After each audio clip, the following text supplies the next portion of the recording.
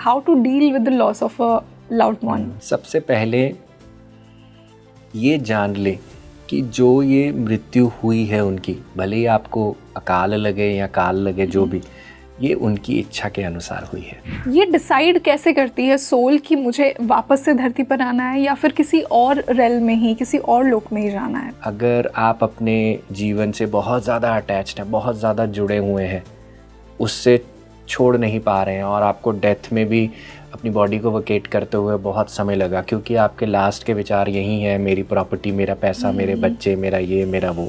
Right, वो कहते हैं ना कि लास्ट क्षण जो आप सोचते हैं वही अगले जन्म में आता है आपके पास। तो अगर ऐसा रहेगा तो इसको बेसिकली हम प्रेत योनि में गिनते हैं। The day of our death, और जिस प्रकार की मृत्यु होगी, जिस दिन मृत्यु होगी, क्या वो भी डिसाइडेड होता है?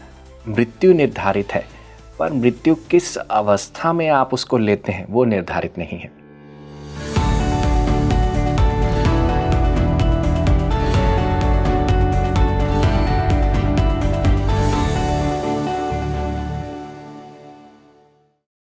Hi everyone, a very warm welcome to your favorite spiritual podcast Speaking Tree, and this is your host rangoli Sharma.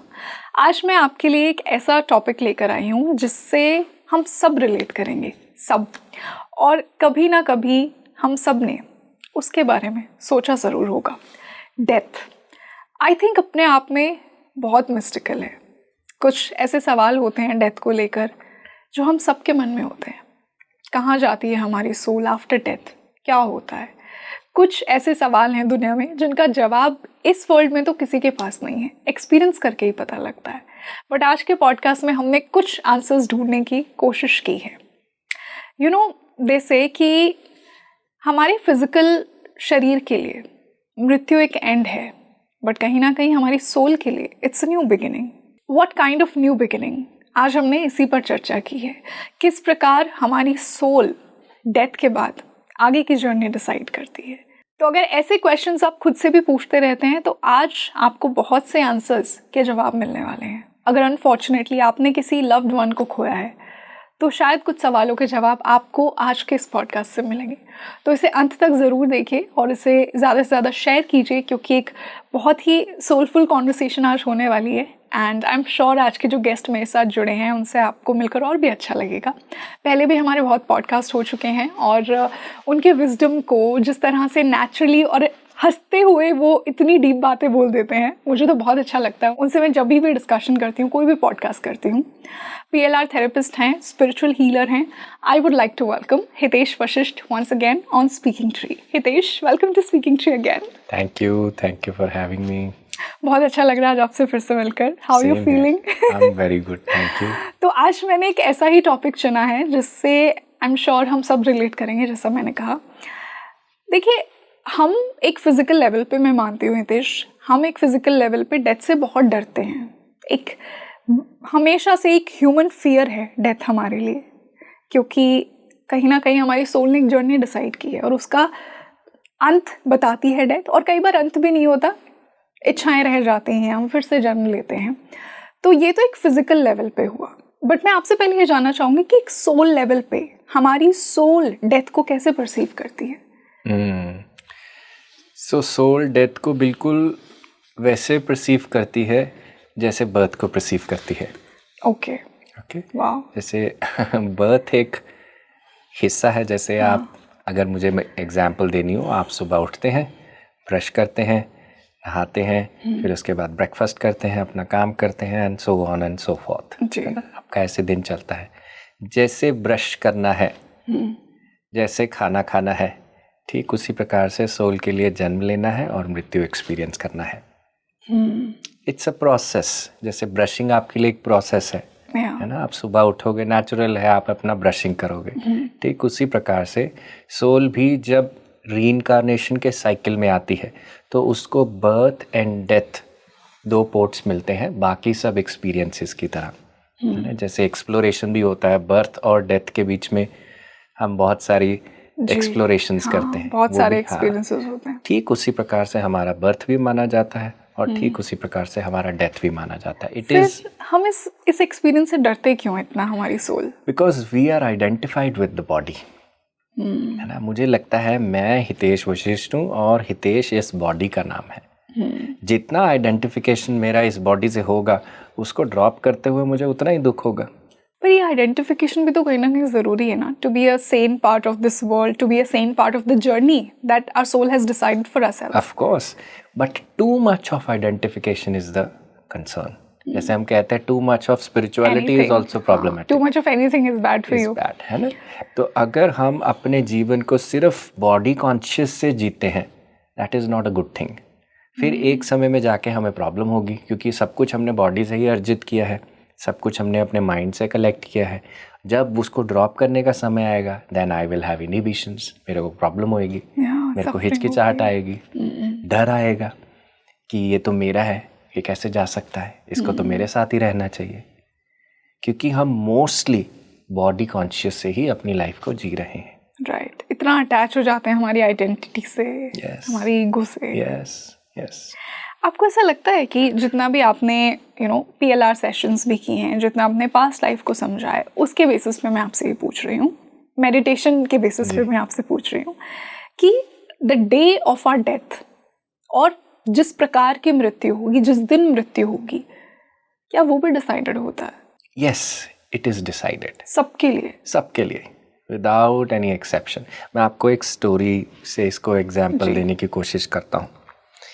तो एक बार एक लेडी गांव में रहती होती है और अपने बच्चे के साथ रहती होती है। तो उसके बच्चे की बाहर खेलते खेलते सांप के डसने से डेथ हो जाती है और माँ को बहुत ज़्यादा दुख होता है कि मेरा छोटा सा बच्चा सांप के डसने से उसकी डेथ हो गई। तो जब वो रोना शुरू करती है, उसके पड़ोसी में एक सपेरा रहता होता है, snake charmer.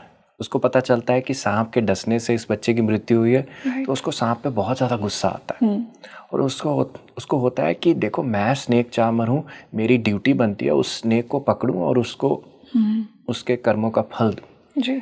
So he tells the mother कि मैं देखो उसको पकड़ के लेके आता हूँ और तुम उसको जो भी तुम्हें देना है उसको, तुम जो भी पनिशमेंट देनी है तुम उसे देना। पर मदर साहस इकट्ठा करती है और कहती है कि देखो, ऐसा करने से मेरा बच्चा तो नहीं वापस आएगा, रहने दो। पर वो मानता नहीं, उसे छोड़ देती है मदर। पर वो कहता है नहीं, मैं तो पकड़ूंगा। तो वो पकड़ के लेके आता है सांप को। अल्टीमेटली जब सांप को काटने वाला होता है, सांप बोल पड़ता है। सांप कहता है कि देखो, मैंने नहीं इस बच्चे को मारा, मैंने किसी का ऑर्डर फॉलो किया है, मैंने तो कंडीशन बनाई है कि इस बच्चे की सांप के डसने से मृत्यु होगी। पर कंडीशन जिसने बनाई है, जिसका ऑर्डर है, तुम उसके पास जाओ। तो वास्तव में इसका जो असली जो पनिशमेंट देने के काबिल है वो डेथ है। तो डेथ के पास जाओ, है ना, कि तुम्हें, क्योंकि मेरे को तो उसने कहा कि इस बच्चे को मरना है, इसका समय आ गया, राइट, मैं तो आ गया। फिर वो डेथ को पकड़ता है, डेथ को कहता है मैं तुम्हें डेथ को मारूंगा कि तुमने इस छोटे से बच्चे को मारा, तुम्हें शर्म नहीं आती। डेथ कह रहा मैं भी, ये मेरा ऑर्डर नहीं था, मैं भी किसी का ऑर्डर पिक कर रहा हूँ, मैंने अपने आप से इंडिपेंडेंसी में डिसीजन नहीं लिया कि इस बच्चे को मुझे ऐसी परिस्थिति के अनुसार मारना है।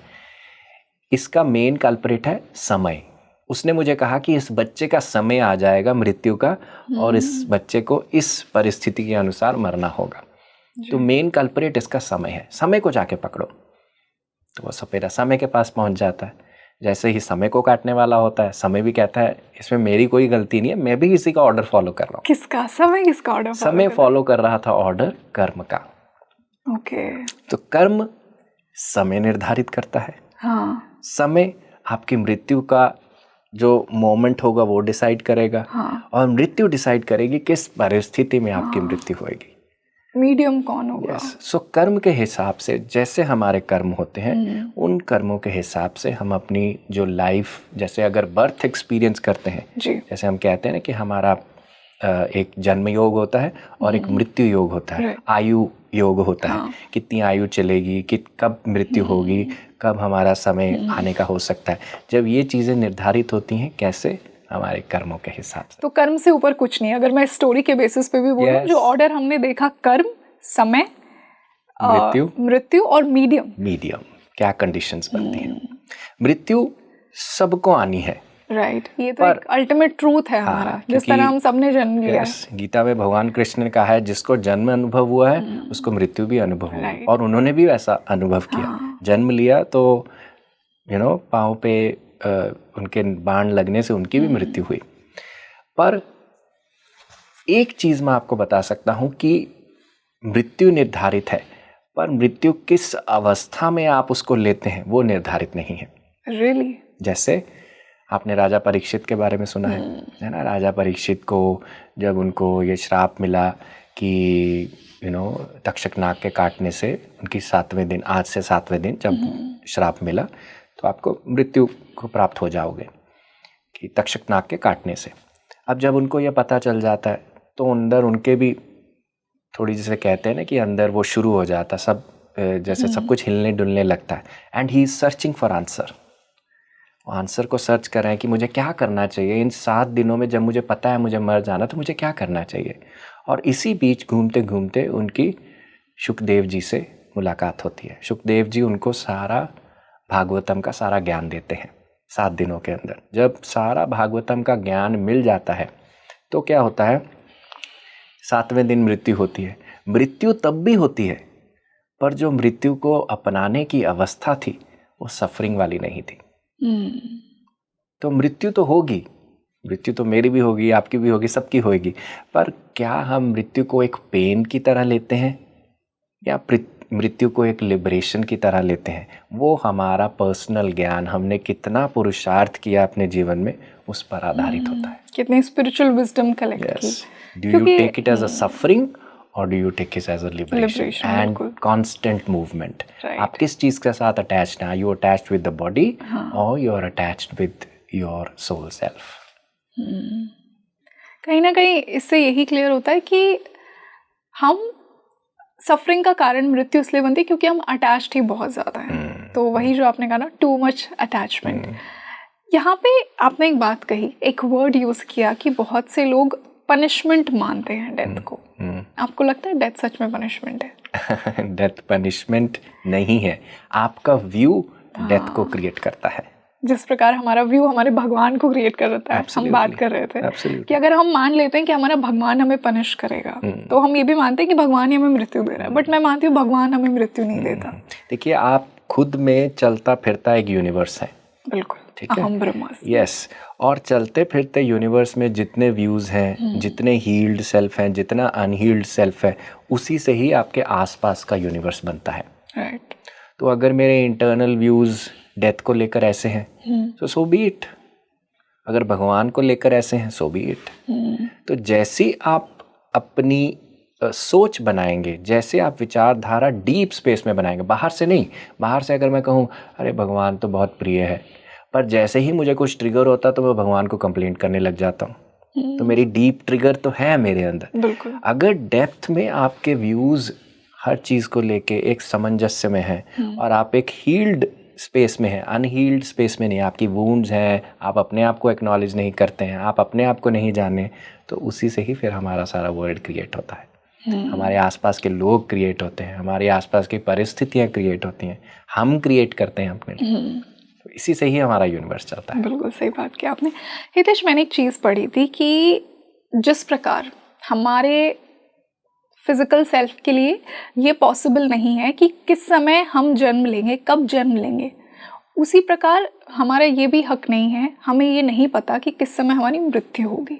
बर्थ और डेथ ऑल्दो एक सोल लेवल पे हमने डिसाइड किया है, बट एक फिजिकल लेवल पे ये पॉसिबल नहीं है, राइट? तो बहुत से लोगों की लाइफ में कुछ सफरिंग इस सीमा तक बढ़ जाती है कि उन्हें एक ही सोल्यूशन लगता है, खुद को ख़त्म करना। बट मैंने कहीं ना कहीं ये पढ़ा है कि एक ये ऐसा कर्म है कि भगवान भी आपको इसके लिए क्षमा नहीं करता। जिस प्रकार आपके हाथ में आपका जन्म नहीं था, आपकी मृत्यु भी नहीं है। तो ये किस लेवल तक सही है, और उन सोल्स के साथ फिर क्या होता है जो खुद की जान को खुद ही खतरे में डालती हैं? जी देखिए, सबसे पहले मैं ये बताना चाहूँगा, जब हमारी किसी लाइफ टाइम में बहुत अति तक हमारी परीक्षा ली जाती है, बहुत अति तक, जहाँ हमें लगे कि एक तो अति होती है, बंदा कहता है कि मैं निकल जाऊंगा, मैं अपना परिश्रम करूंगा, पर एक अति में उसको लगता है कि मुझे निकलना है, मुझे यहाँ से एग्जिट मारना है। और जब वो अपनी आपको हानि पहुँचाने की या अपने आप को ख़त्म करने की बात करता है, उस समय में हमें ये जानना चाहिए ये इस लाइफ का बैगेज नहीं है। शायद हम कितने लाइफ टाइम्स में उस चीज़ को अवॉइड करते आए हैं, जिसके कारण इसका जो अब इमोशनल चार्ज है वो बहुत बड़ा हुआ है, इसलिए मुझे लगता है कि मेरी अति हो गई। राइट, बिल्कुल सही। तो इतना अवॉइड करने के बाद अगर हम जाने कि देखो ये लेसन कहीं नहीं गया, उसकी तो ताकत 1x से 5x हो गई, वो सब कुछ बढ़ता जा रहा है ना, पर इसको हमें अगर ठीक करना है तो मेन क्या होगा, हमें उसको कन्फ्रंट करना चाहिए, फेस करना चाहिए। और अगर हम फेस नहीं करते तो नेक्स्ट लूप क्या निकलता है, हम अपने आप को एग्जिट मारते हैं। और ये एग्जिट भी नहीं है, इसको हम वॉलेटाइल एग्जिट कहते हैं। अपनी जान लेना, यानी कि वॉलेटाइल बेसिस पे जो आपका प्लान चल रहा है उसमें से एग्जिट मारना। राइट, कि जो आपकी सोल ने प्लान किया था आप अपने पाथ से खुद ही डेविएट हो गए। इट्स इक्विवेलेंट टू कि एक पिक्चर आपने करनी शुरू करी और 5वें दिन आप पिक्चर में से गायब हो गए, ना डायरेक्टर को पता है आप कहाँ हो, बस आप निकल लिए। अब आप सोचिए उस पिक्चर का क्या बनेगा। और मैंने ये भी सुना है कि जब वो सोल रीइंकार्नेट करती है तो और बड़े लेसन्स और पेनफुल कंडीशंस के साथ करती है। इसीलिए मैं कह रहा हूँ ना कि अति तक क्यों पहुंच रहे हैं, क्योंकि आपने अवॉइड किया।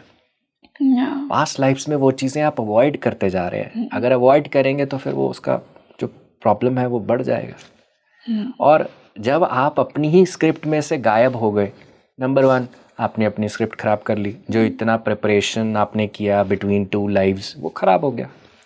नंबर 2, जो लोग आपके साथ अपना प्लान जी रहे थे, जिनका प्लान आपके साथ नेटेड था, उनका भी प्रॉब्लम में आ गया। कि उनका भी कर्म था आपके साथ, उनका भी समय था। हाँ, और फिर यूनिवर्सल फील्ड को क्या करना पड़ेगा, आपकी जगह पे कोई और लाना पड़ेगा उनके लिए। अच्छा, so it's a lot of work. Okay, काम तो इसका मतलब ये थोड़ी है कि उनके प्रॉब्लम चलती रहे, उनकी कोई गलती थोड़ी है आपके जाने से। उनको तो अपना काम पूरा करना है। तो यूनिवर्सल फील्ड क्या करेगी, कोई और व्यक्ति लाएगी आपकी तरह का, आपकी वाइब्रेशनल मैच का, क्योंकि आप तो एग्जिट ले लिए। आपके वाइब्रेशनल मैच का कोई व्यक्ति आएगा जिनके साथ वो अपना काम करेंगे, पर कुछ हैवॉक तो क्रिएट होगा। बिल्कुल होगा। इसीलिए आप अपना प्लान खराब कर रहे हो, it is your free will, पर आप दूसरों का भी प्लान खराब कर रहे हो इसके कारण। That is where the whole problem is. That is why we say कि अपनी जान लेना एक ऑप्शन बिल्कुल भी नहीं है। ये मैंने ऐसा सुना है, it is one of the karmas जिसके लिए शायद आपके भगवान भी आपको फिर क्षमा नहीं करते हैं। और आई थिंक ऐसी सोल्स प्रेत योनि में जाती हैं जहाँ पे गॉड से आपका कोई कनेक्शन ही नहीं है। और प्लस देखो, आपने अपनी बॉडी को खत्म किया है, पर आपके बाकी और शरीर भी तो है ना। आपका प्राणमय कोश है, आपका मनोमय कोश है, विज्ञानमय कोश है, आनंदमय कोश है। आपने शरीर छोड़ा, बाकी कोश तो अपने समय से पहले तो जा ही नहीं सकते। तो ये कोश फिर किस लेवल पे एग्जिस्ट करते हैं? ये बने रहेंगे यहीं इर्द गिर्द। यही तो प्रेत है जिसके पास शरीर नहीं है पर बाकी सब भाव है।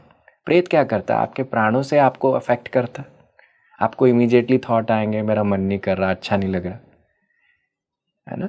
क्यों होता है? क्योंकि ये आपके थॉट प्लेन में चलते हैं, आपके एनर्जी प्लेन में ये चीज़ें चल रही। They don't have a body but they have a subtle body. और वो तो तभी एग्जिट मारेगी जब समय है, उससे पहले तो नहीं। अगर किसी व्यक्ति को 80 में ईयर्स में जाना था और उसने 30 ईयर्स में अपने आप को अन्नमय कोश को छोड़ दिया, 50 years he still would need to linger, unless and until कि उसके फैमिली वाले बहुत अच्छा मेडिटेट करें, ध्यान करें और उसको हेल्प करें, सपोर्ट करें आगे जाने के लिए जी।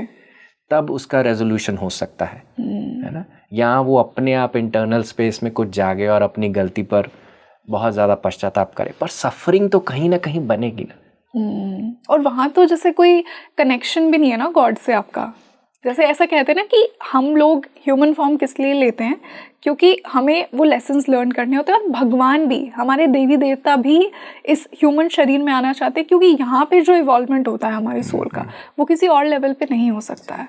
देखिए, आपको जो हायर फोर्सेस होती है ना, आपके फ्री विल में कभी भी नाक नहीं डालती, पर ये है आपका एक्शन में हर कॉन्सिक्वेंस है।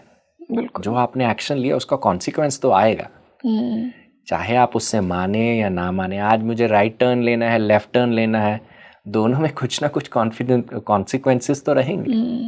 तो उस चीज़ को ध्यान में रखते हुए, अपनी रिस्पॉन्सिबिलिटी लेते हुए मुझे एक्शंस को लेना चाहिए।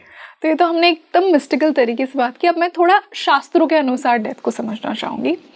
जब डेथ का नाम लेते हैं और एक ऐसा शास्त्र आता है, आप सबने भी सुना होगा, गरुड़ पुराण, जिसमें बहुत से लोकों की यात्रा बताई गई है। जितना मैंने बेसिक लेवल पे जितना मैं जानती हूँ कि किस प्रकार मृत्यु के बाद हमारी सोल अपने कर्म के अकॉर्डिंग वो डिफरेंट लोकों की जर्नी पर जाती है, कैसे डिसाइड करती है कि अगला जन्म क्या होगा, कौन से लोक में जाएगी, और जो आपने सोल प्रिपरेशन की बात की कि प्रिपेयर करती है कि किस प्रकार अगला जन्म लेगी, कौन सोल कनेक्शंस होंगे, तो मैं इस पे थोड़ा जानना चाहूँगी कि गरुड़ पुराण के अकॉर्डिंग डेथ क्या है, गरुड़ पुराण कैसे परसीव करती है डेथ को। जी, तो देखिए सबसे पहले ना हमें ये थोड़ा जानने की ज़रूरत है कि गरुड़ पुराण इतना फियरफुल क्यों है।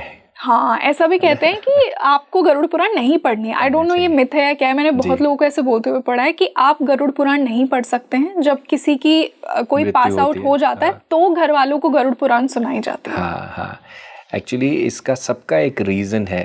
देखिए जब हमारे जो पुराण हैं उनकी जो रचना हुई हमारे त्रेता के समय में, द्वापर के समय में इनका जो आना हुआ है, तो उस समय हमारे ऋषि मुनियों को हम दृष्टा कहते थे, सीयर्स। दृष्टा क्या होते हैं? जो आगे का देख पाए, who can see. They are actually the visionaries of the future. तो उनको एक समय में पता था कि मानवता एक ऐसे समय पर पहुंचेगी जब भाई भाई को काटेगा, जब 8 साल की बच्ची गर्भवती हो जाएगी। उनको पता था उस समय में कि एक ऐसा समय आएगा, और उनको पता था कि मानवता का पतन ही होगा, एवोल्यूशन डिवोल्यूशन में जाएगा। बाहर आप इवॉल्व करो चाहे, पर अंदर से आप डिवॉल्व करोगे, उनको पता था। उस चीज़ को ध्यान में रखते हुए उन्होंने गरुड़ पुराण की रचना की। अब गरुड़ पुराण रचना करने से क्या होता है, आप अगर प्यार से नहीं सीखोगे तो थोड़ा छड़ी मार के आप सीख जाओगे। इसीलिए उनका कहने का मतलब क्या था कि अगर आप देखो अपने तरीके से वास्तविक स्वरूप से जो वेदों का ज्ञान है उसके निष्कर्ष से आप भगवान को, अपने स्वरूप को नहीं जान सकते, तो एटलीस्ट डर से जागो, डर से जानो, पर जागो। इसीलिए गरुड़ पुराण की रचना की गई। इसीलिए गरुड़ पुराण हमें बहुत कॉन्शियस रखवाता है हमारे एक्शंस का, कि तुम्हारे एक्शंस कैसे हैं, not just here but here also. क्योंकि आपका थॉट प्लेन में भी जो चल रहा है वो भी आपके एक्शंस हैं। किस तरह से आप सोच रखते हैं किसी के प्रति, कैसे भावनाएं रखते हैं किसी के प्रति, आप बाहर एक्शन क्या कर रहे हैं, ये सारी चीज़ें हमारे उस चीज़ के अंदर बताई जाती हैं। तो गरुड़ पुराण रचा क्यों गया? ताकि जो एक नॉर्मल व्यक्ति है, जो भय से भगवान को पूजता है, जो सिर्फ अपने काम काज में व्यस्त है, उसको थोड़ा सा अपने आप को जानने की प्रेरणा मिले। भले ही एक नेगेटिव रीइंफोर्समेंट मिले, पर मिले। और हम इसे मृत्यु के समय में ही क्यों पढ़ते हैं? क्योंकि उस समय में हम थोड़े फ्री होते हैं। फ्री इन द सेंस, आपका काम आप बंद करते हो। जब आपके घर में मृत्यु होती है, आप अपने सिटिंग स्पेस में, अपने वर्क स्पेस में आप नहीं जाते, क्योंकि आप सारी एनर्जी को वहीं सेटल रखते हो जहाँ पे आप होते हो। और जब आप वहाँ पे हो तो इसको जब पढ़ते हो तो आपके अंदर और रियलाइजेशन आती है। खाली समय में हमारे अंदर रियलाइजेशन ज़्यादा आती है ना, इसीलिए सॉलिट्यूड में, है ना। जब हम अकेले में बैठते हैं तब हमें समझ आता, तभी मेरे अंदर प्रश्न जागता है। जब उधर से पुरोहित पढ़ता है वो लाइन, मेरे अंदर ये लाइन जागती है, मैं क्या कर रहा हूँ, क्या मैं ये कर रहा हूँ, क्या मेरे साथ भी ये होगा? फिर ही तो ये प्रश्न जागेंगे, और जब ये प्रश्न जागेंगे तभी आप इनके निवारण की तरफ पहुंचोगे। तभी हम कर्म कॉन्शियस हो जाएंगे कि किस प्रकार हमें कर्म करना है। पर अगर कोई व्यक्ति ज्ञान का सहारा अपने जीवन में ही लेता है, और अगर कोई व्यक्ति अपने स्वरूप को, वास्तविक स्वरूप को जानने का प्रयास करता है, और ये जानने का प्रयास करता है कि मैं शरीर नहीं, मैं आत्मा हूँ, इस पर जीने का प्रयास करता है, तो वो व्यक्ति ऑटोमेटिकली गरुड़ पुराण से ऊपर हो जाता है। वाह, सो ब्यूटीफुल। कैसे? क्योंकि उसको समझ आता है कि भगवान या वो परम सत्ता क्या है। उसका कोई रंग नहीं है, रूप नहीं है, कोई उसका गुण नहीं है, वो पर सारे रंग, रूप, गुण, शब्द, स्पर्श उसी से निकले। एट द सेम टाइम सब कुछ ना होते हुए भी सब कुछ है। हाँ, ये देखिए, ये कहने से ज़्यादा एक्सपीरियंस की बात है। इसीलिए जब कोई व्यक्ति अपने अंदर इस चीज़ को एक्सपीरियंस करेगा ना, तब उसे समझ आएगा कि वास्तविकता में गरुड़ पुराण क्या कहने का प्रयास कर रहा है और किस तरह से कहने का प्रयास कर रहा है। वाह, तो क्या एग्जैक्टली कहता है गरुड़ पुराण? जो लोकों की यात्रा है, और कहा जाता है कि एक नदी है वहाँ, कोई है, वैतरणी नदी है, राइट? तो इसके बारे में थोड़ा जानना चाहूँगी, किस प्रकार हमारी सोल की जर्नी गरुड़ पुराण में मेंशन्ड है। जी, देखिए, मैं आपको एक बेसिक एग्जाम्पल से एक समझाने की एक एग्जाम्पल देता हूँ।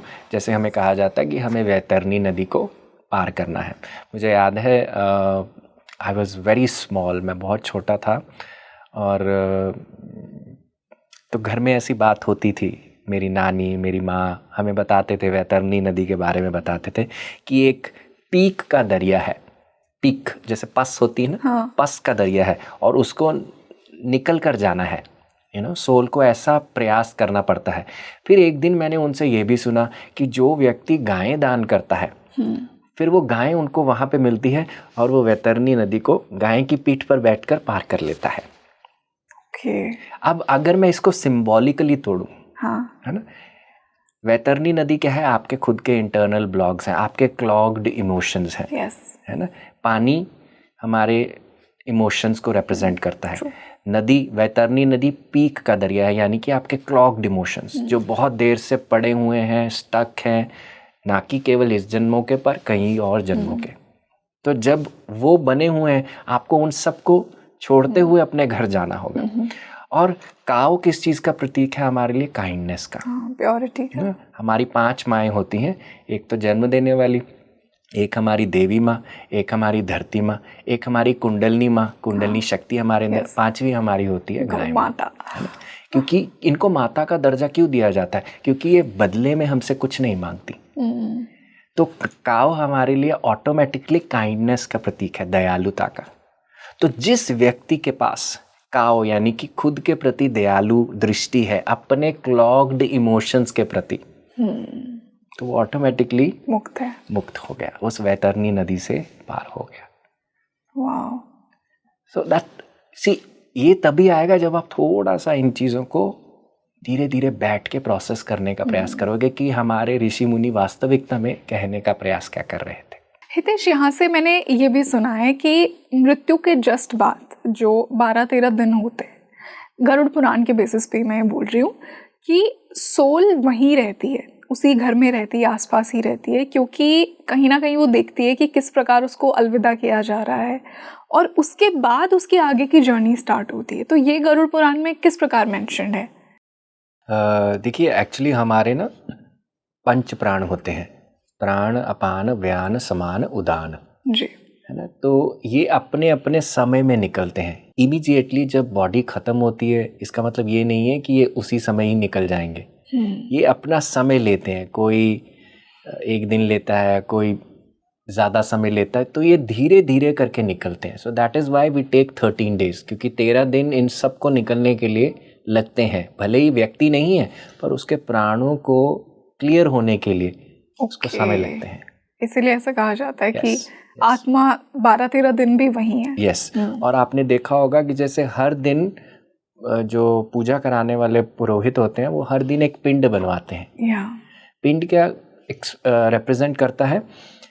जैसे हर शरीर, हर अंग के लिए एक पिंड होता है। वो आपको बताएंगे आज इनको सिर दे दिया, फिर इनको कंधे दे दिए। तो जैसे 9 महीने आपको माँ के पेट में लगते हैं बनने के लिए, ठीक उसी तरह से आपको कुछ दिन लगते हैं यहाँ से एग्जिट करने के लिए, सटल बॉडी को एग्जिट करने के लिए। तो जो पिंड वो दान करते हैं, वो उनकी सटल बॉडी को रिप्रेजेंट करते हैं। फिर जिस दिन पूरा सटल बॉडी बन जाता है उनको, फिर हम उनको अलविदा कहते हैं कि अब आप पूरे तैयार हैं, आपको आँख, कान, नाक सब सटल बॉडी में मिल गए हैं, अब आप फ्री हैं आगे जाने के लिए। बिल्कुल। और फिर वो गति होती है। और जिस प्रकार मैं गति की बात कर रही हूँ, मैंने ये भी जाना है कि डिफरेंट लोकों की यात्रा बताई गई है। जब हमारे शरीर ने यहाँ से विदा ले ली है, उसके बाद वो और लोकों में जाती है डिपेंडिंग अपॉन द कर्म। स्वर्ग लोक की बात की है और दूसरे लोकों की बात की है। तो ये मैं जानना चाहूँगी कि ये जो स्टे होता है सोल का, जिसे मैं टेम्पररी स्टे ही बोलूँगी, ये जो डिफरेंट लोकों की यात्रा होती है, ये किस प्रकार एक सोल तय करती है? And at the same time ये डिसाइड कैसे करती है सोल कि मुझे वापस से धरती पर आना है या फिर किसी और रेल में ही, किसी और लोक में ही जाना है? तो इन लोकों के बारे में मैं थोड़ा जानना चाहूँगी। तो lok is basically a plane of consciousness, चेतना का एक स्तर है। और आप उस चेतना के स्तर को तभी पिक कर सकते हैं जब आप उस चेतना पर हों। है ना। तो आपकी जो लेवल ऑफ कॉन्शियसनेस है वो डिफाइन करती है आप कहाँ पे आपकी एनर्जी बिलोंग करती है। फॉर एग्जाम्पल, अगर आप अपने जीवन से बहुत ज़्यादा अटैच्ड हैं, बहुत ज़्यादा जुड़े हुए हैं, उससे छोड़ नहीं पा रहे हैं और आपको डेथ में भी अपनी बॉडी को वेकेट करते हुए बहुत समय लगा, क्योंकि आपके लास्ट के विचार यही है, मेरी प्रॉपर्टी, मेरा पैसा, मेरे बच्चे, मेरा ये, मेरा वो। राइट, वो कहते हैं ना कि लास्ट क्षण जो आप सोचते हैं वही अगले जन्म में आता है आपके पास। तो अगर ऐसा रहेगा तो इसको बेसिकली हम प्रेत योनि में गिनते हैं। इसीलिए अगर आपने देखा हो, पहले 13 दिन हम उनको प्रेत ही मानते हैं, है ना। कोई भी सोल निकलती है, हम उनको, जीवात्मा को हम प्रेत योनि देते हैं, क्योंकि उस समय में उनकी डिटैचमेंट आसान नहीं होती। उनको हम थोड़ा समय देते हैं कि अपने आप को डिटैच करो। 13 दिन के बाद कई जीवात्माएं शुरू हो जाती हैं अपनी यात्रा पितृलोक के लिए। पितृलोक में वो होते हैं जो जिन्होंने मतलब कि लेन देन किया, अच्छा भी किया, बुरा भी किया, मिक्स चीज़ें करी, कुछ अच्छी करी, कुछ नहीं अच्छी करी, मिक्स बैग किया, तो उनको पितृलोक मिलता है। पितृलोक क्या होता है? जहाँ पे अपने पितरों को एक्सपीरियंस करते हो, आप उनसे अपना कनेक्ट बनाते हो, उनसे मिलते हो, पर इसका मतलब ये नहीं है ये आपका एंड है, आपको वहाँ से वापस आना पड़ेगा। तो ये एक लेवल ऑफ कॉन्शियसनेस है। इससे ऊपर की लेवल ऑफ कॉन्शियसनेस होती है स्वर्गलोक। स्वर्गलोक क्या है? जिस व्यक्ति ने बहुत सात्विक जीवन जिया हो, अच्छे काम किए हो, लोगों का उद्धार किया हो, दान किया हो, भक्ति की हो, तो उसको एक समय में जाके स्वर्गलोक मिलेगा। स्वर्गलोक में समय कैसा होता है? तो स्वर्गलोक में होता क्या है, इसका मतलब ये नहीं है कि अब आप स्वर्गलोक आपका परमानेंट हॉल्ट बन गया। टेम्पररी स्टे, जैसा मैंने कहा था। टेम्पररी क्यों है? क्योंकि वहां पे जो आपने अच्छे काम किए हैं आप उसको भोगेंगे, इन्वेस्टमेंट उसका आप रीप करने जाते हो, है ना। क्योंकि वहां पे एक सब अच्छी आत्माएं हैं, सात्विक दर्शन है वहाँ पे। इसीलिए हम कहते हैं कि वहाँ पे जैसे हर तरह की सुख सुविधा जो आपको चाहिए आप वहाँ पे लेते हो। वहाँ नए कर्म नहीं बनते, क्योंकि आप एक हाई वाइब्रेशनल जोन में हो। पर जैसे ही आप उनको एक्सपीरियंस कर लेते हो तब आपको वापस से धरती पर आना पड़ता है। अच्छा, मतलब हर सोल धरती पर आएगी स्वर्गलोक के बाद? हाँ, ऑब्वियसली, क्योंकि स्वर्गलोक इज नॉट द एंड। नहीं, मान लीजिए कि धरती पर ना आकर वो किसी और लोक के लिए अपनी यात्रा को डिसाइड, फिर वो डायरेक्ट जाएगी वहां पर। जैसे जिसने ब्रह्म ज्ञान को पाया तो वो स्वर्गलोक जाके क्या करेगा? वो तो सीधा ब्रह्मलोक जाएगा, है ना। अगर आप जैसे मैं आपको एक एग्जांपल देता हूँ, हमारे बृहदारण्यक उपनिषद है, बृहदारण्यक उपनिषद। इस उपनिषद में एक बहुत बड़े ऋषि की बात होती है जिसका नाम है याज्ञवल्क्य जी। याज्ञवल्क्य की 2 बीवियां होती हैं। तो याज्ञवल्क्य क्या करते हैं कि एक समय में याज्ञवल्क्य बहुत रिच होते हैं, क्योंकि जनक की सभा में आते जाते होते हैं, तो अपने वेदज्ञ तो होते ही हैं, पर उनके साथ रिचेस भी बहुत सारी होती हैं, गायें वगैरह बहुत सारा। तो एक समय में कहते हैं कि अब मुझे सब छोड़ छाड़ के जाना है। तो अपनी दोनों वाइफ्स को कह देते हैं कि जो मेरी अर्जित पूंजी है मैं उसको तुम दोनों में बांटकर मैं तो जा रहा हूँ। उनकी जो वाइफ मैत्रेयी होती है तो वो सोचने लग जाती है कि इस व्यक्ति के पास ऐसा क्या है कि ये इतनी सारी रिचेस को छोड़ के उस परम धन को पा रहा है। ऐसा क्या परम धन है इसके पास? तो सेम वे, अगर हमें परम धन जीवन में उसका स्वाद चख जाए तो परम धन के नीचे वाला धन हमें कुछ मैटर करेगा? बिल्कुल भी नहीं। स्वर्गलोक वही है। तो जो ब्रह्म ज्ञानी होगा, जिसने ब्रह्म को अपने जीवन में रहते हुए अनुभव किया, वो हमेशा अपनी टेक ब्रह्म पर ही रखेगा। इसको हम उत्तर का मार्ग कहते हैं, उत्तरायण का मार्ग कहते हैं, क्योंकि दक्षिण का मार्ग हमारे पितरों का मार्ग कहा जाता है, पर उत्तर का मार्ग हमेशा ब्रह्म का मार्ग होता है। तो जो व्यक्ति उसको पा लिया वो कहीं और नहीं जाएगा, वो ब्रह्म में लीन होगा, ब्रह्म से ही फिर से आएगा और वहीं से जिएगा। जैसा हमने पितृलोक की बात की, हमने स्वर्गलोक को तो समझा कि एक टेम्पररी स्टे है, हमने अपने अच्छे कर्मों को भोगा वहाँ पे और फिर वहाँ पे भी जर्नी खत्म हो गई, एक अच्छा समय वहाँ बिताया एक सोल ने। पितृलोक के बारे में मैं थोड़ा जानना चाहूँगी। मुझे पितृलोक पर्सनली भी बहुत फैसिनेट करता है। देखिए, जब हमारी सोल रीबर्थ लेती रहती है, हम सबका कहीं ना कहीं कर्म होता है जो हमें सेटल करना होता है, बट पितरों की जब बात आती है तो ऐसा कहा जाता है कि पितृ अपनी लीनियज से एक्सपेक्ट करते हैं कि वो उनके कार्यों को पूरा करे। ऐसा क्यों, जबकि हर सोल की जर्नी है और हम लीनियज भी चेंज कर लेते हैं? तो फिर पितृ दोष का कॉन्सेप्ट या पितरों से कनेक्टेड रहने का कॉन्सेप्ट, अब जो हमारे पुराने बहुत सालों पुराने पितृ हैं, उन्होंने अगर किसी और लीनियज में जन्म ले लिया है तो वो हमसे कर्म क्यों एक्सपेक्ट कर रहे हैं फिर? देखिए, आपका जो कर्म होता है ना, इट इज़ ऑल्सो कलेक्टिव कर्म। आप जिस पितृ वंशावली के नीचे आते हैं, एक कलेक्टिव कर्म भी होता है जो हमें प्रोसेस करना होता है। ना ही केवल आपको, आपके पितृ भी वही चीज को प्रोसेस करते हैं। जैसे सोल ग्रुप्स हम कहते हैं, हाँ। उनका भी सिमिलर पैटर्न्स चलते हैं। सेम वे जिस वंशावली के नीचे आप आते हैं, उनका भी एक कलेक्टिव कार्मिक energy, collective level of consciousness होता है, इसीलिए आप उनके नीचे आते हैं। पितृ आपसे बेसिकली क्या चाहते हैं कि जिस चीज को हमने आपको दिया, हमने आपके जीवन में कंट्रीब्यूट किया, है ना। मेरे पीछे मेरे बहुत सारे पितृ हैं, जो मेरी मम्मी की साइड से भी है, मेरे पापा की साइड से भी है। तो उन पितरों ने जो भी सैक्रिफाइसेस किए, जो भी कंट्रीब्यूट किया, उससे ही आज मैं बना हूं। तो उनका मेन पर्पस क्या होता है कि जो हमने दिया है आप उसको मल्टीप्लाई करो। That is their only purpose. You multiply in a way that when you leave your body you leave a legacy behind. मतलब कि आप कुछ मीनिंग छोड़ के जाओ दुनिया में, ऐसे नहीं कि आए और चले गए। पितृदोष तब लगता है जब आप सिर्फ सेल्फ सेंट्रिक हो जाते हो, जब आप सिर्फ अपने पे ध्यान देते हो, जब आप को लगता है कि सिर्फ मैं पैसा कमाऊं और कुछ ना करूं, है ना। बस ऐशो खाने पीने का, ऐशो आराम का, सिर्फ नहीं। हमें क्या है, आपको ये मानव शरीर मिला है, it is given for a great meaning. आपको सिर्फ अपना नहीं, आत्मा की जब लेसन चुनती है, आत्मा उसके अंदर एक पक्ष चुनती है जिसको हम सेवा का भाव कहते हैं, कि आप सेवा करने के लिए भी आते हो, आप सेल्फ रियलाइज होने के लिए भी आए हो, और जो आपने रियलाइज किया आप दूसरों को दिखाने के लिए आते हो, उसको बताने के लिए आते हो। तो जब तक आप सेवा का भाव नहीं करते तो पितरों को भी शांति नहीं मिलती कि एक कलेक्टिव कॉन्शियसनेस के लिए हम क्या काम कर रहे हैं, हमारी सोल। इसी से ही उनको एनर्जी मिलती है। देखिए, जब आप अपने ऊपर काम करते जाते हो, इट्स लाइक आप अपनी सुसज्जा का ध्यान रख रहे हो कि मैं ये खा लूँ, मैं अच्छा कमा लूँ, इट इज एक्स। जब आप अपनी फैमिली का ध्यान रखना शुरू कर देते हो, इट इज 2x। बट जैसे ही आप समाज को अपने साथ लेना शुरू करते हो और कुछ मीनिंगफुल कंट्रीब्यूट करने लग जाते हो, इट बिकम्स 20x 50x। और यही पितृ ढूंढते हैं, क्योंकि x करके कोई करेगा तो कितना पितरों की तरफ वो एनर्जी जाएगी, थोड़ी। पर जैसे ही 50x जाएगी तो उनको भी कितनी शांति मिलेगी। तो यही चीज वो ढूंढते हैं कि आपको ये जीवन मिली, honour this life, honour the gift you been given. This is a gift of life. इसको मुझे ऑनर करना है और इसे सही दिशा में डालना है, ताकि ना ही केवल मैं अपना, पर समाज का भी सोचूं, उसके अंदर भी कुछ ऐड करूं, कुछ मीनिंगफुल ऐड करूं। तभी मेरे पितर फिर उस चीज़ के लिए हमें, जैसे कहते हैं ना कि ब्लेसिंग्स, और they feel good for us.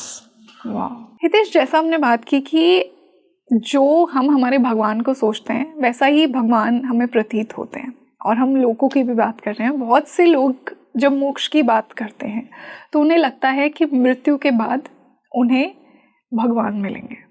जिस भगवान की, जिस देवी देवता की भक्ति की थ्रू आउट लाइफ, उस जन्म में, मृत्यु के बाद उन्हें वही गॉड, वही देवी देवता मिलेंगे। क्या ये सच है? क्या हमें सच में हमारे भगवान मिलते हैं मृत्यु के बाद? Is it that easy? जी, तो देखिए, जैसे गीता में भी भगवान ने अर्जुन को जब उपदेश दिया तो उन्होंने बताया कि जिस साकार रूप में तुम मुझको भजते हो, उसी साकार रूप में मैं तुम्हें स्थित कर दूंगा।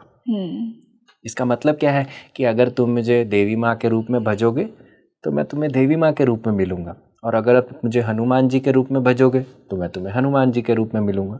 सो इट्स लाइक, जैसा आप उसको चाहते हो, उसका कोई आकार नहीं है, उसका कोई गुण नहीं है, पर वो गुण लेता है और सगुण बन जाता है आपके दृष्टिकोण के अनुसार, आपकी एनर्जी के अनुसार, आपके पुकारने के अनुसार। तो इस तरह से भगवान हमारे साथ कनेक्ट करते हैं। पर वास्तविकता में हम सबका जो गोल है वो है ब्रह्म। ब्रह्म का कोई आकार नहीं है, उसका कोई रूप नहीं है, उसका कोई रस नहीं है, उसको कभी मृत्यु नहीं आती, उसके पे कोई बुढ़ापा नहीं आता, उसका कोई इंद्रिय नहीं है, वो अतेंद्रिय है, उसका कोई इंद्रिय नहीं है ना, उसका कोई रंग नहीं है, कुछ भी नहीं है। उस ब्रह्म को कभी कभी हमें पाने के लिए हम साकार रूप की सहायता लेते हैं। क्योंकि अगर मैं किसी को कहूँ कि उस साकार रूप से जुड़ो, तो कईयों के लिए आसान नहीं होगा, उस ब्रह्म से जुड़ना आसान नहीं होगा, पर जैसे ही हम किसी चीज को इमेज दे देंगे उससे वो जुड़ना शुरू हो जाते हैं। और भक्ति योग हमारा यही है कि भक्ति में हम क्या करते हैं, कृष्ण को अपने में देखते हैं, अपने आप को कृष्ण में देखते हैं। एक हमारा भगवान है जिसके हमारे जैसे 2 हाथ हैं, हमारे जैसा शरीर है, और उसको हम एक रोल में लेते हैं। जैसे कई लोग भगवान कृष्ण को एक लीडर की तरह पूछते हैं, कई लोग उनको एक अपने से ऊपर की पदवी देते हैं, कई लोग उन्हें अपने बच्चे की तरह पूछते हैं। तो क्या है, जिस रूप में आप उनको पाना चाहते हो भगवान आपकी श्रद्धा उसी में ही स्थित कर देते हैं, उसी में ही आपको उसको पाने का मार्ग बता देते हैं। तो भक्ति योग अलग से चलता है, ज्ञान योग अलग से चलता है। ज्ञान योग कहता है कि सब एक है ना, अपने आप को जाना तो भगवान को जाना। फिर हमारा राजयोग है, राजयोग कहता है ज्ञान पा लिया उसको अपने अंदर अनुभव करो, एक्सपीरियंस करो। कर्म योग कहता है कि जो मैं कर रहा हूँ उसी में ही भगवान है ना, मैं अपने कर्मों के माध्यम से भगवान को पाऊं। तो सब मार्ग सेम है, पर जैसे ही आप अपने अंदर उस ज्ञान को थोड़ा सा जागृत करते हो, फिर आपका उसको देखने की जो दृष्टि है ना वो भी बदल जाती है। जैसे फॉर एग्जाम्पल, अगर आपने ज्ञानोदय अपने अंदर ज्ञान को नहीं जाना, आपने भगवान के लिखे हुए वाक्यों को उसके अंदर से पढ़ने की कोशिश नहीं करी, उस पर रिफ्लेक्ट नहीं किया, तो भगवान की जो सीधी वाणी है उसको पढ़ते पढ़ते आप उसी को ही समझ जाओगे कि हाँ यही सत्य है, पर नहीं। और इस अवस्था में क्या होगा, हमारी जो भक्ति होएगी वो थोड़ी सी रिचुअलिस्टिक ज़्यादा हो सकती है।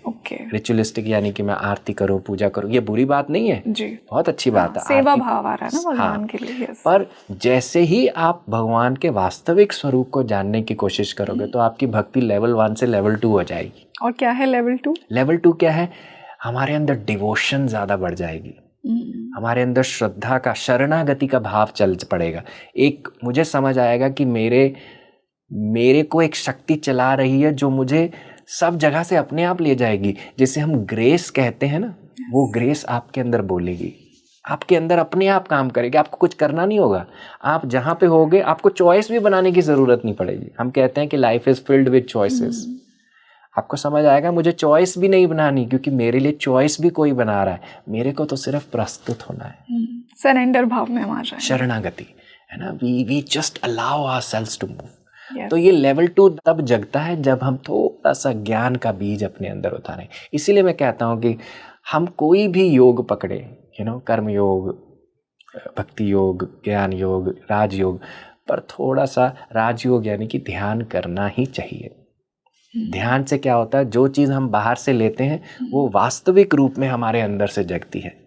उस ब्रह्म को हम हमारे अंदर रियलाइज करते हैं। देखिए आप सारे भगवानों की तस्वीरों को देखिए, कोई पूजा करता हुआ नहीं मिलेगा, सब ध्यान मुद्रा में मिलते हैं हमें। क्यों? क्योंकि वो सब योगों की PhD है, सब बराबर है, पर अगर उसकी एक राजयोग से हमें कुछ मिल जाए, ध्यान से हमें कुछ मिल जाए, तो बाकी सब खाने हमारे पूरे सेट हो सकते हैं। हम अपने कर्म को भी अच्छे से करेंगे, हम अपना जो हमारा धर्म है हम उसे बहुत अच्छे से निभा पाएंगे। बिल्कुल, हमारी रिस्पॉन्सिबिलिटीज़ को समझेंगे और हमारी सोल जर्नी पर भी अलाइन रहेंगे, मैं ऐसा बिलीव करती हूँ। तो जैसे हम डेथ की बात कर रहे थे, एक बहुत इम्पॉर्टेंट सवाल जो बहुत लोगों के मन में होगा और उनके लिए मैं ये पूछना चाहूँगी, जिस किसी ने अपने किसी लव्ड वन को खोया है, और ये सवाल उन सबके मन में होता है कि कौन सा वो एक गाना भी ना, कौन सा देश जहाँ तुम चले गए, दे कीप वंडरिंग कि कहाँ गई वो सोल। तो वो अपने आप को क्या मैसेज दें कि how to deal with the loss of a loved one. देखिए, अगर आपको अपने लव्ड वंस के शोक से उबरना है, सबसे पहले ये जान ले कि जो ये मृत्यु हुई है उनकी, भले ही आपको अकाल लगे या काल लगे, जो भी, ये उनकी इच्छा के अनुसार हुई है।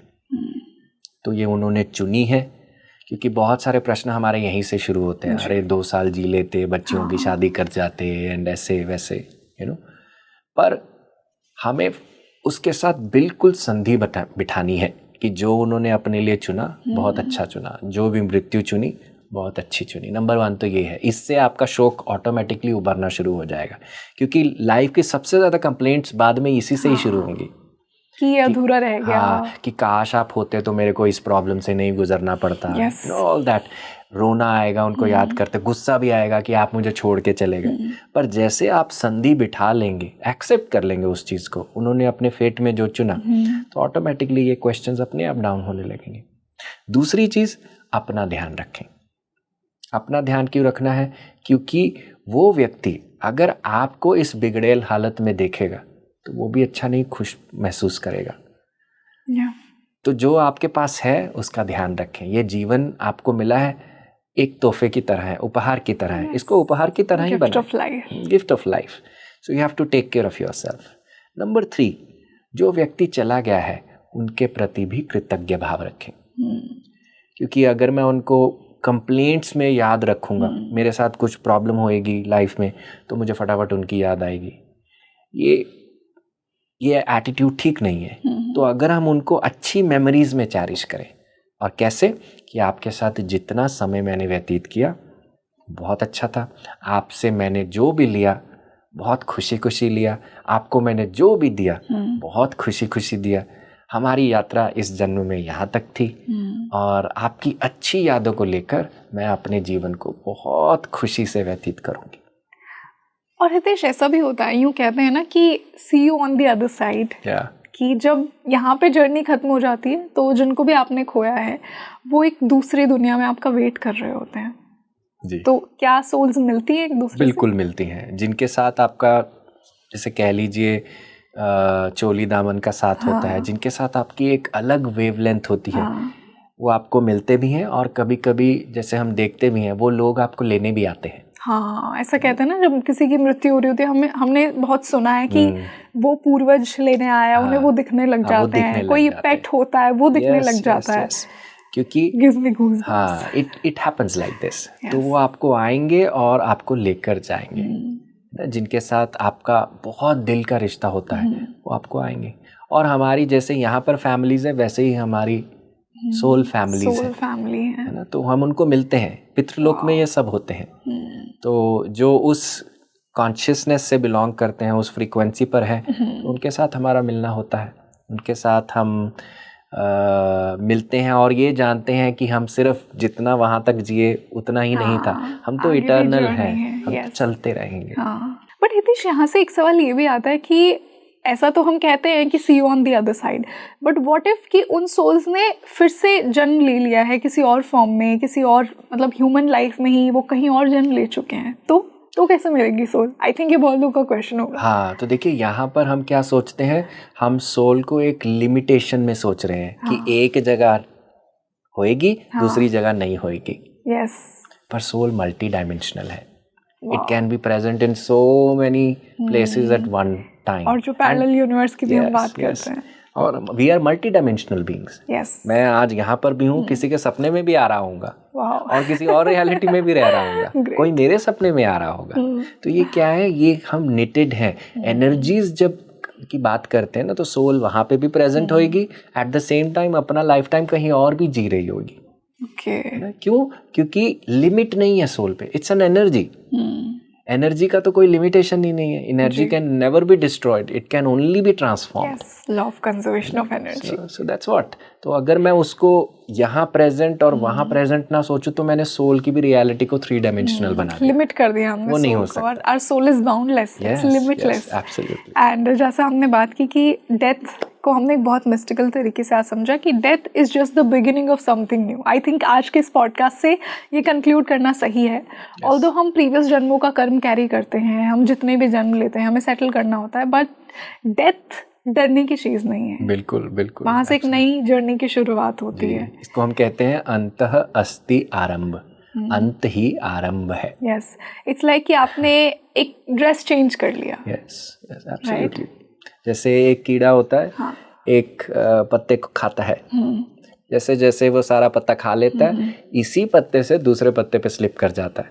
ठीक उसी प्रकार से आत्मा एक पत्ते को यूज करती है, शरीर को यूज करती है। जब वो शरीर आत्मा की चेतना को पकड़ने के लिए काबिल नहीं रहता, वृद्ध हो जाता है, क्योंकि शरीर तो धीरे धीरे ढलता जाएगा, जैसे ही उसको वो पकड़ नहीं सकता, उसको होल्ड नहीं करता, तो आत्मा क्या करती है, दूसरे शरीर को पकड़ लेती है। तो पत्ते से पत्ता जैसे कीड़ा ट्रांसफर करता अपने आप को, ठीक उसी प्रकार से आत्मा शरीर को कंज्यूम करती है। जी, So it's a movement. Yes और ये मूवमेंट कैसे होता है, कैसे सोल अपनी जर्नी डिसाइड करती है, कैसे चुनती है रोल्स, कैसे सोल कनेक्शंस को चुनती है, ये हम आने वाले पॉडकास्ट में ज़रूर डिस्कस करेंगे।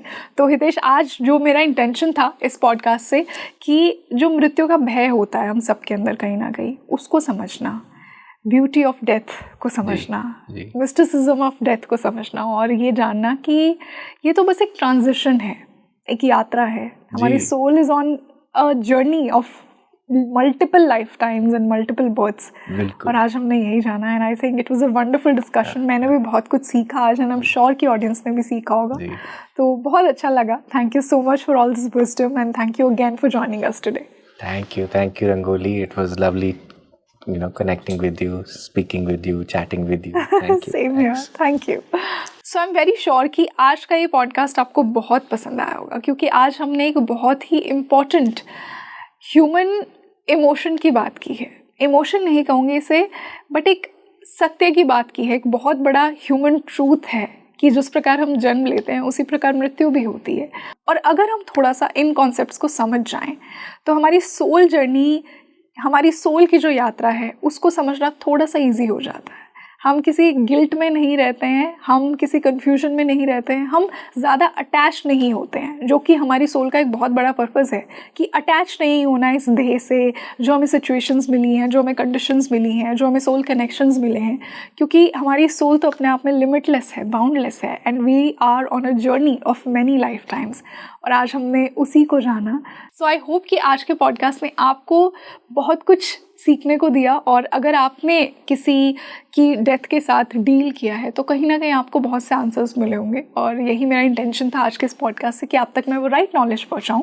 तो आप मुझे कमेंट सेक्शन में बताइए आपका क्या पर्सपेक्टिव है डेथ को लेकर, आप कैसे देखते हैं, आप अपनी सोल जर्नी के बारे में क्या सोचते हैं और मुझे साथ ही साथ वो भी टॉपिक्स बताइए जो कि आप चाहते हैं कि आने वाले पॉडकास्ट में हम सर से डिस्कस करें। मैं आपके लिए स्पीकिंग ट्री पर ऐसे ही interesting, insightful, soulful, spiritual discussions लेकर आती रहूँगी। This is your host Rangoli Sharma. I see you in another podcast. नमस्ते।